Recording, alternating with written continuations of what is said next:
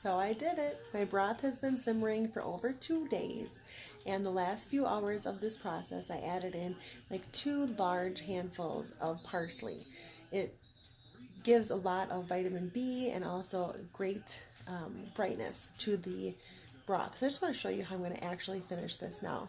I had everything in my stock pot, and I have since poured it into my, got some bright light here, into my strainer, which is resting on a large metal stainless steel bowl.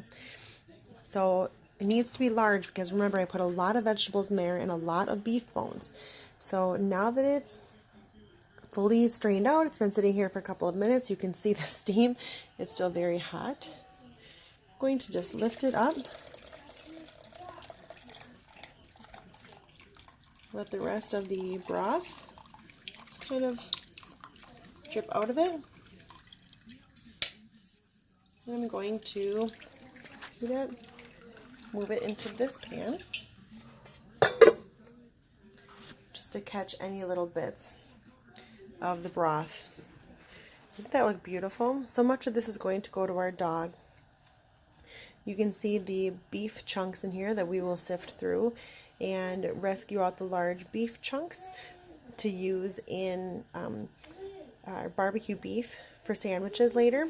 Actually, truthfully, I actually keep a lot of the carrot chunks and even some of the celery too, but you know, just whatever I feel like keeping and reserving for beef broth afterwards, barbecue beef afterwards, I'll keep. And like I told you before, the chicken bones is really the only thing that gets wasted here. Anything else that we don't use, we'll either feed to our dog or our chickens. This is what is left of that beautiful broth. You can see the glistening.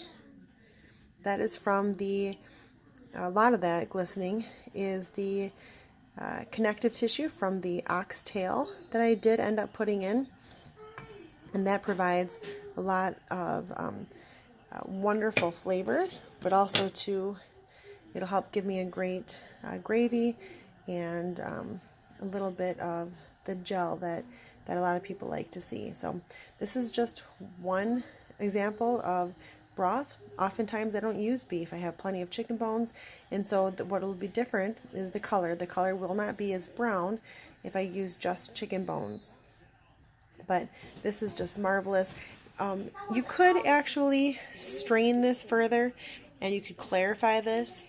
I don't, because it doesn't really matter to me, but I leave all these little bits, and you can see the parsley floating in there and some of the other bits of the fat and whatnot. I just leave it like that, and I use this just like this. I don't have any need for clarified broth, but you can do that. I believe that you do that with egg whites, and also sending it through a finer mesh strainer. So, but this is it. That's all I do. I will pour this into large mason jars and let them cool with the lids on, and then they will kind of self-seal themselves, and I'll put them in the fridge and use them within the next week. And so that's it. Very simple, very not complicated. So that's what I do. Have a great day. Happy health. Bye-bye.